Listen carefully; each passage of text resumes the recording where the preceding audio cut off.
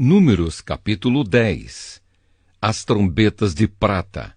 O Senhor Deus disse a Moisés o seguinte: faça 2 trombetas de prata batida. Com elas você chamará o povo para se reunir e dará o sinal de partida do acampamento. Quando forem tocadas as 2 trombetas, todo o povo se reunirá com você na entrada da tenda sagrada. Porém, quando uma só for tocada, apenas os chefes dos grupos de famílias se reunirão com você. Quando tocarem sons curtos e fortes, as tribos acampadas a leste deverão começar a sair. Quando tocarem pela 2ª vez sons curtos e fortes, as tribos que estão ao sul começarão a sair. O sinal para a partida serão toques curtos e fortes, mas para reunir o povo deverão ser dados toques longos. Os encarregados de tocar as trombetas serão os sacerdotes, que são descendentes de Arão. A seguinte lei será obedecida para sempre pelos israelitas. Quando vocês estiverem em guerra no seu próprio país, defendendo-se de um inimigo que os atacou, toquem o sinal para a batalha com essas trombetas. Eu, o Senhor, o Deus de vocês, os ajudarei e os livrarei dos seus inimigos. Também nas ocasiões de alegria, isto é, nas festas da lua nova e nas outras festas religiosas, vocês deverão tocar as trombetas quando apresentarem os sacrifícios que serão completamente queimados e as ofertas de paz. Então eu os ajudarei. Eu sou o Senhor, o Deus de vocês.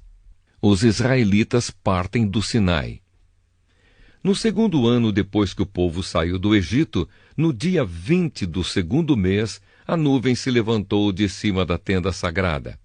Nesse dia, os israelitas começaram a caminhar, partindo assim do deserto do Sinai, e a nuvem parou no deserto de Parã. Assim, pela primeira vez, eles começaram a caminhar conforme a ordem que o Senhor tinha dado a Moisés. Primeiro saíram os que eram da bandeira da tribo de Judá, grupo por grupo, comandados por Nasson, filho de Aminadab. Netanel, filho de Zuar, comandava a tribo de Issacar, e Eliabe, filho de Elon, comandava a tribo de Zebulon. Então a tenda foi desarmada, e os levitas dos grupos de famílias de Gerson e de Merari partiram, levando a tenda. Depois saíram aqueles que eram da bandeira levada pela tribo de Ruben, grupo por grupo, comandados por Elissur, filho de Sedeur. Selumiel, filho de Zurissadai, comandava a tribo de Simeão. Eliasaf, filho de Deuel, comandava a tribo de Gade. Em seguida saíram os levitas do grupo de famílias de Coate, carregando os objetos sagrados. E quando chegaram ao outro acampamento, a tenda já estava armada.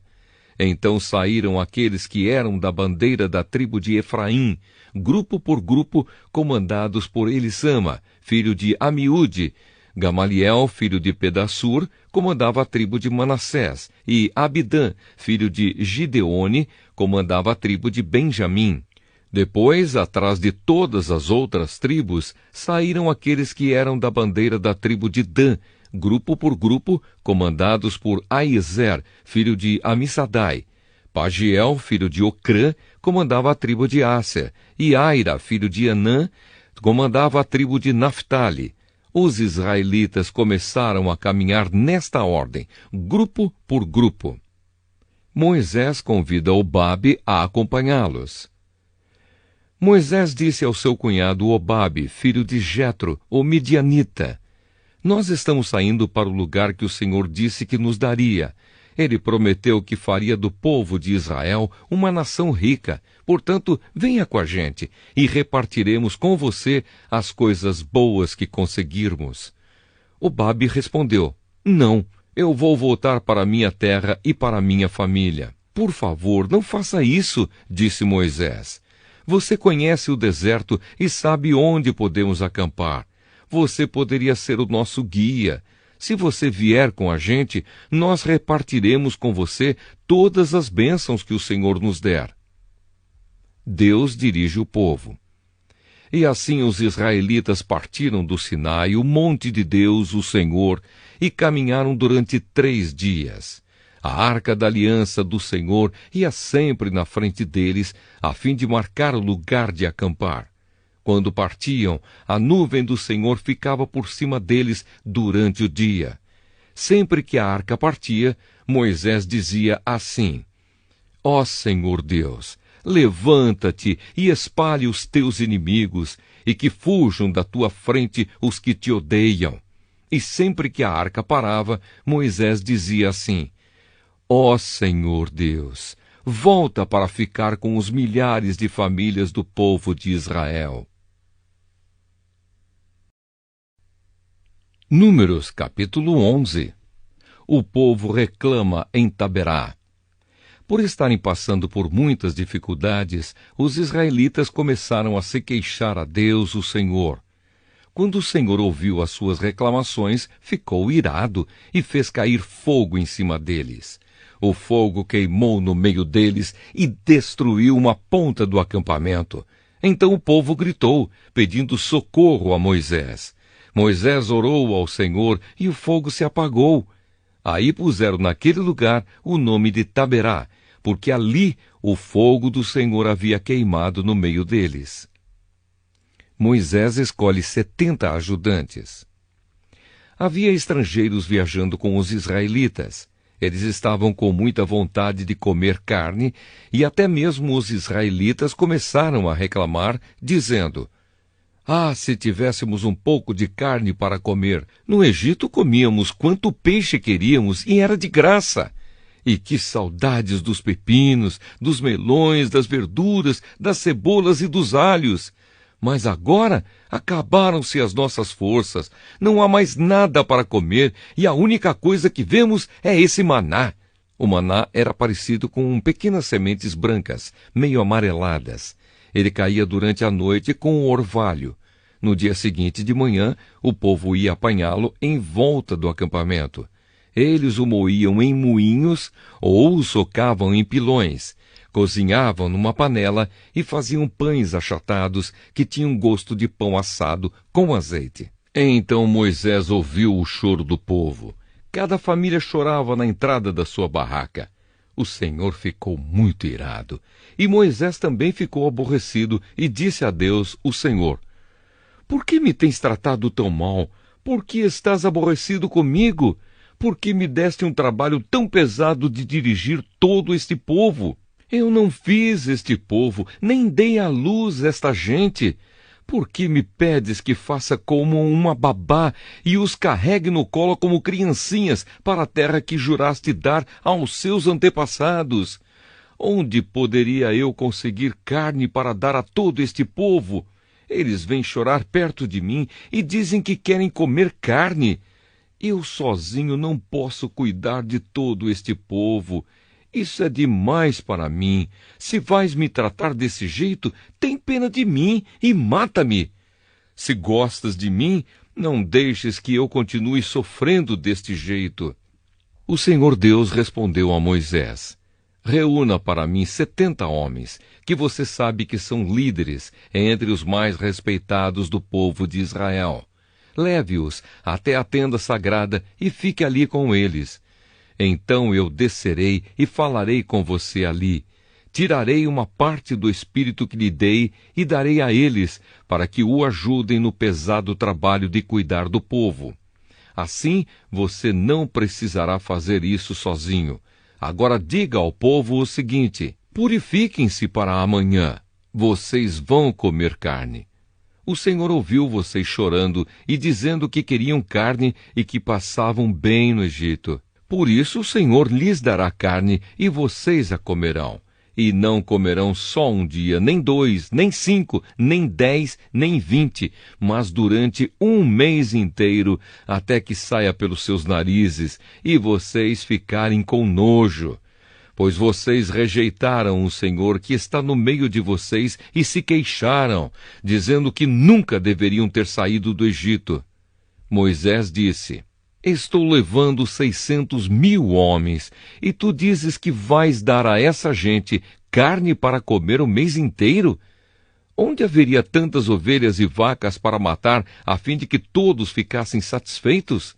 Será que todos os peixes do mar juntos poderiam alimentar essa gente? Porém o Senhor Deus respondeu a Moisés: será que eu tenho tão pouco poder? Agora mesmo você verá se o que eu disse vai acontecer ou não. Então Moisés saiu e contou ao povo o que o Senhor tinha dito. Ele reuniu 70 líderes do povo e os pôs ao redor da tenda. Aí o Senhor desceu na nuvem e falou com ele. Deus tirou uma parte do Espírito que tinha dado a Moisés e deu aos 70 líderes. Quando o Espírito veio sobre eles, eles começaram a falar alto como profetas. Porém, isso durou pouco tempo. 2 dos 70 líderes ficaram no acampamento e não foram até a tenda sagrada. Um se chamava Eldade e o outro Medade. O Espírito veio sobre eles e eles também começaram a falar alto como profetas.